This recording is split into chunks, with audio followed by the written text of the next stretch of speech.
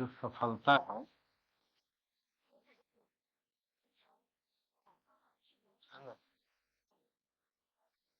वो सक्सेस की स्थितियाँ के लिए जो अनिवार्य जो शर्त है, अनिवार्य जो कंडीशन, सबसे पहली बात है कि हैंड राइटिंग।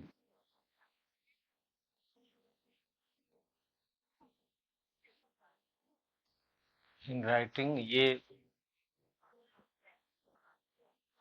अच्छी हो। अगर हैंड राइटिंग खराब है तो थोड़ी समस्या रहती है ना। यानी पठनीय, कम से कम सुंदर हो तो और ज्यादा, और अति सुंदर हो तो और अधिक। नहीं, तीन कैटेगरी है, पठनीय है, एक सुंदर है और तीसरा अति सुंदर। तो ये तीनों होना चाहिए। अगर ये तीनों से अलग है, अपठनीय है, तो समस्या में है। ठीक है। दूसरी बात जो अनिवार्य होना चाहिए वो है वर्तनी की शुद्धता। वर्तनी की शुद्धता, स्पेलिंग की शुद्धता होनी चाहिए। यानी कम से कम गलती, कम से कम गलती, कम से कम गलती। और ये दोनों बातें 10th तक की योग्यता का है। ये दोनों बातें कहाँ की योग्यता की? 10वीं तक। यानी 10वीं तक इसकी तैयारी स्कूल लेवल पर हो जाती है। अगर नहीं हुई है तो थोड़ा प्रैक्टिस से अभी भी कर सकते हैं। अगर प्रैक्टिस किया जाए तो अभी भी किया जा सकता है। तीसरी बात, अध्ययन। और अध्ययन कैसे? तो आप कह सकते हैं वैज्ञानिक तरीके, तरीका वैज्ञानिक, इसको कहते हैं साइंटिफिक अप्रोच। साइंटिफिक तरीका, वैज्ञानिक तरीका। वैज्ञानिक तरीका कोई भी हो, जैसे आप हिंदी पढ़ रहे हैं, हिंदी साहित्य पढ़ रहे हैं, तो हिंदी साहित्य पढ़ रहे हैं तो इसका वैज्ञानिक तरीका क्या है? इसका वैज्ञानिक तरीका क्या है? दो तरह से पढ़ाई लोग करते हैं। एक तो पढ़ा, और कुछ और, कई लोग तो गोदान पढ़ना है तो प्रेमचंद के और उपन्यासों को भी पढ़ने लगता है। तो अध्ययन का वैज्ञानिक तरीका ये है कि पिछले 5 से 10 वर्ष का प्रश्न देखना जरूरी है, और इसी के आलोक में पढ़ना है, इसी के संदर्भ में पढ़ना है। कई लोग बिना प्रश्न देखे हुए पढ़ते हैं। यानी ये जो आपका पाठ्यक्रम है, सिलेबस है, पाठ्यक्रम के अनुसार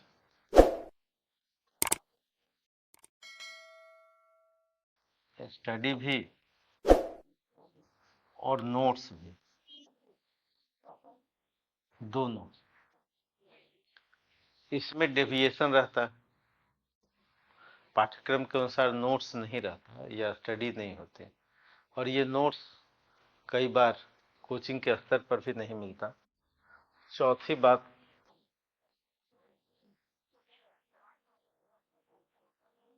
लेखन का जो तरीका है, जो राइटिंग, ये अगर 5 से 10 वर्ष के प्रश्नों को कोई विद्यार्थी कर लेता है, कि प्रश्न लिख लेता है, यानी आप इसको, जिसको लिखना आ गया, वो मुखर्जी नगर में रुकेगा नहीं, वो कहाँ जाएगा? हाँ, वो चला जाएगा ट्रेनिंग में। हाँ, लेखन, राइटिंग होना चाहिए। यानी कम से कम आप एक बार पढ़ना और 2 बार सोचना और 3 बार लिखना। अगर ये कोई विद्यार्थी कर रहा है पढ़ना कोई चीज एक बार, दो बार उस पर सोचिए कि आखिर ये हमने जो पढ़ा है क्यों पढ़ा है, किस रीजनिंग से पढ़ा है। यानी तर्क के साथ पढ़ना, क्योंकि तर्क कहाँ से डेवलप होगा, ये क्वेश्चन के अनुसार पढ़ने से ही होगा। और राइटिंग प्रैक्टिस। और पांचवी बात, इस राइटिंग प्रैक्टिस को कोई टीचर से चेक कराना, चेक कराना। क्योंकि आपने क्या लिखा है, कैसा लिखा है, ये जांच जरूरी। ये जो मेडिकल रिपोर्ट है कि हीमोग्लोबिन कितना है, नहीं, हाँ, सीवीसी क्या है, ये कौन जांच करेगा?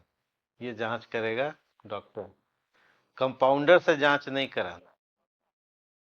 ज्यादातर लोग किससे जांच करा लेते हैं? कंपाउंडर से, है ना।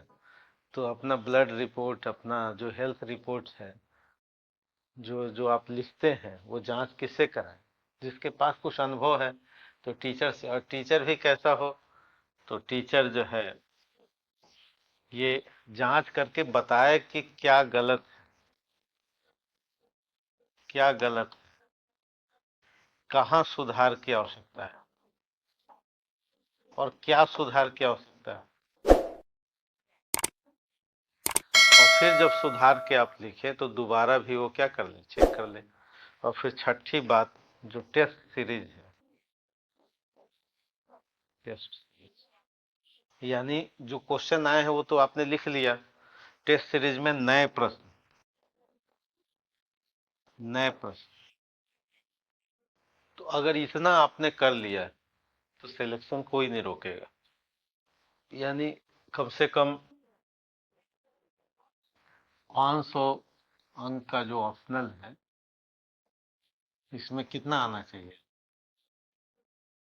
300 प्लस आना चाहिए,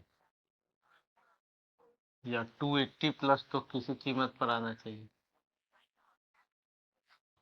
नहीं। और ये तभी आएगा, सिलेबस चूंकि छोटा है तो इसलिए जल्दी आप तैयारी कर सकते हैं।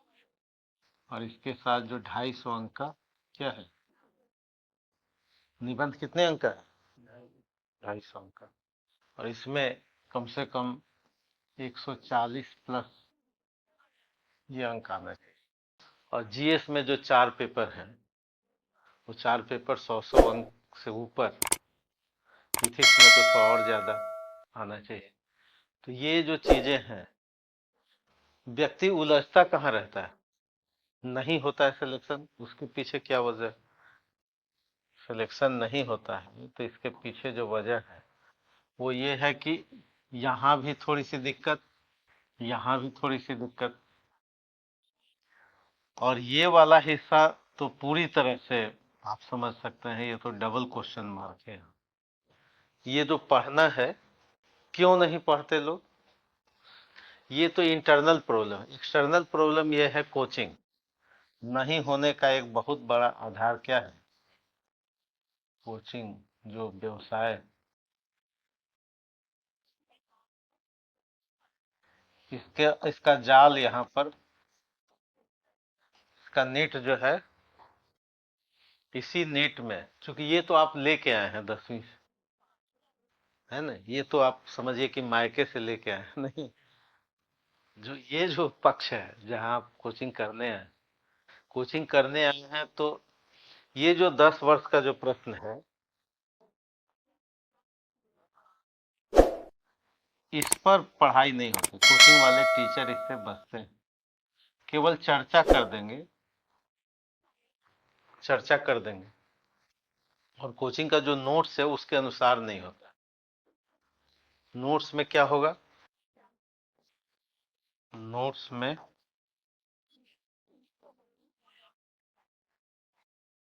जो लास्ट ईयर के जो क्वेश्चन है इसका ध्यान नहीं रखा जाता कोचिंग के नोट्स में। और दूसरा, पाठ्यक्रम के अनुरूप, सिलेबस के अनुरूप नहीं होता। नोट्स में होता क्या है, कोचिंग वाले नोट्स में नई नई बातें होती हैं। क्यों होती हैं नई नई बातें? क्योंकि उसको बताना है बच्चों को कि देखिए हम आपके लिए बहुत ध्यान रखते हैं, नहीं। क्यों ऐसा करते हैं? नोट्स को क्यों बल्कि बना देते हैं? नहीं, बच्चे चूंकि चाहते हैं, बच्चों को लगता है कि ये जो कोचिंग है इसमें जो नोट्स है उसमें देखो ये नई बात दी गई है ना। तो चूंकि बिकना है तो इसलिए कोचिंग वाले भी उनको क्या करना है, कट पेस्ट करके टाइपिंग करा देना है ना। जैसे मान लिया कि कोई भी टॉपिक अगर आप पढ़ते हैं, कोई भी टॉपिक मान लिया आदिकाल आप पढ़ रहे हैं, तो कई सारे कवियों के बारे में जानकारी दे दी जाएगी।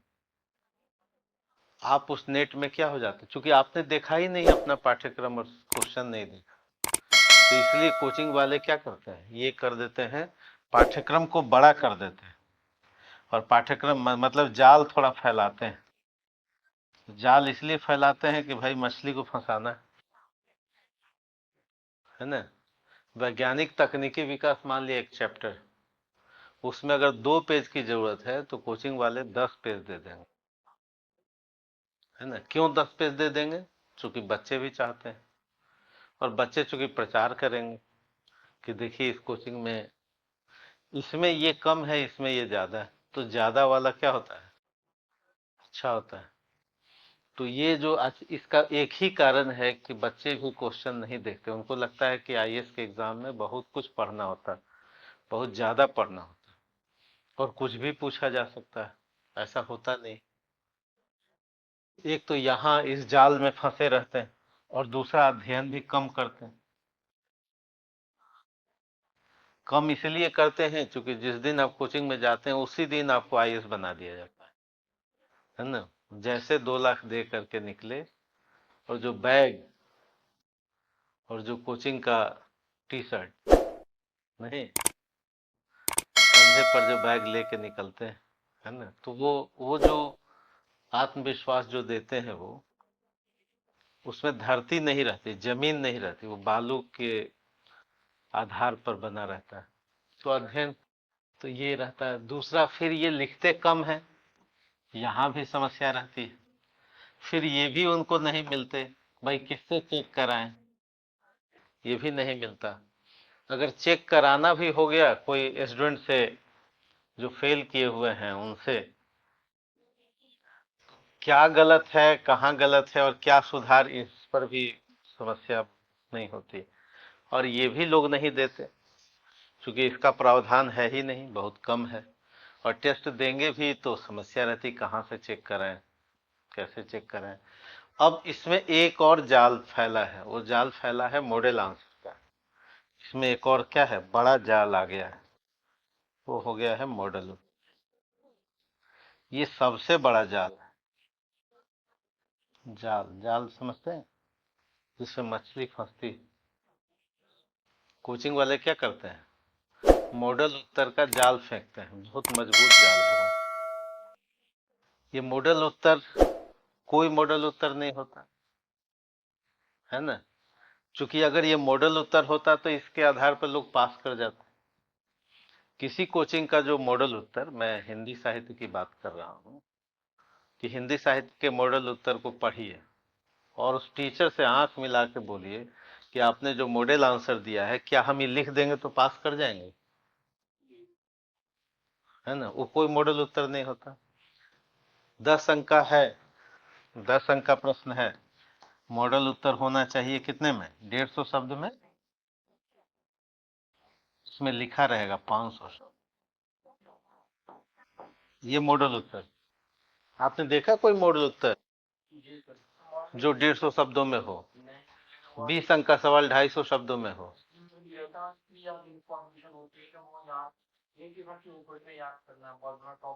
नहीं, अगर हम याद भी कर लें तो क्या पास कर जाएंगे क्या। मॉडल उत्तर कितना सुंदर शब्द है, आइडियल आंसर, नहीं इतना भारी शब्द है ये और बहुत नैतिक शब्द है। नहीं मॉडल तो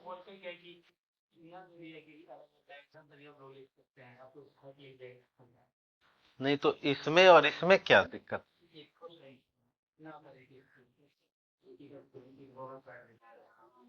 भाई तो इस नोट्स में मॉडल आंसर में अंतर क्या है, क्या अंतर है। नोट्स और मॉडल आंसर में क्या अंतर, मॉडल शब्द कितना भारी है, ये शब्द बहुत नैतिक है, मॉडल काम अनैतिक हो रहा है, ये क्या है। नहीं, लेकिन बच्चे जो इस जाल में नहीं फंसे तो यहाँ फंस जाएंगे। है ना, ये बड़ा जाल, इसमें फंसेंगे बच्चे, और फंसना भी चाहिए उनको। क्यों फंसना चाहिए?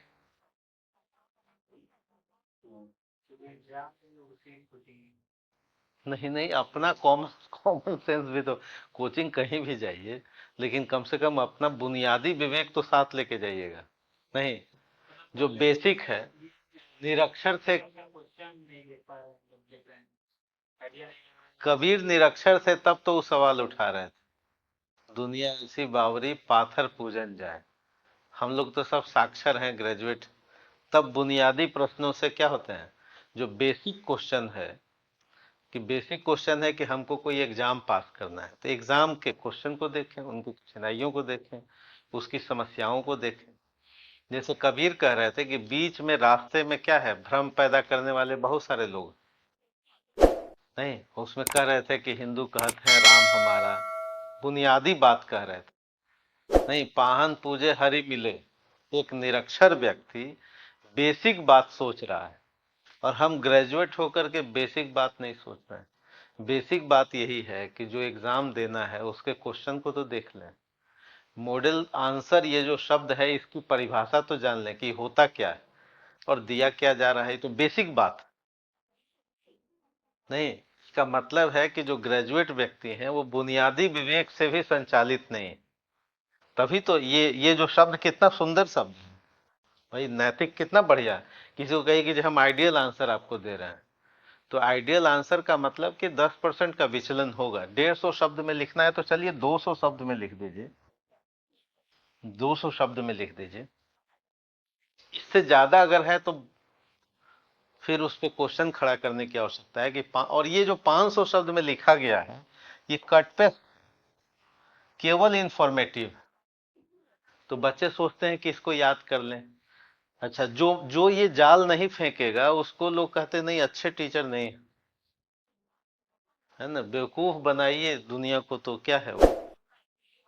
तो मॉडल उत्तर का ये जो जाल है, यहाँ आकर के फंस जाएंगे, तो इसी में लग जाता है लोगों को 3 वर्ष, 4 वर्ष। ये तो मायके से ले आए, इसमें हो सकता है कमियां हैं, सीमाएं हैं, अच्छा न हो बुरा हो जो भी हो, इसमें सुधार करना है उनको। और फिर यहाँ जो कर्मकांड इतने हैं, इन कर्मकांडों में व्यक्ति क्या हो जाता है, फंस जाता है। और चूंकि फंसता है तो इसलिए उनको क्या लगता है, 3-4 साल समय लग जाता है, और लग ही जाना चाहिए। ठीक है, तो हम लोग मूल विषय पे आए। क्या? नहीं, कोई भी हो, मतलब कहने का मतलब कि अगर कहीं भी जाइएगा, कहीं भी जाइएगा अगर बुनियादी विवेक के साथ नहीं रहिएगा तो समय क्या हो जाएगा, लग जाएगा।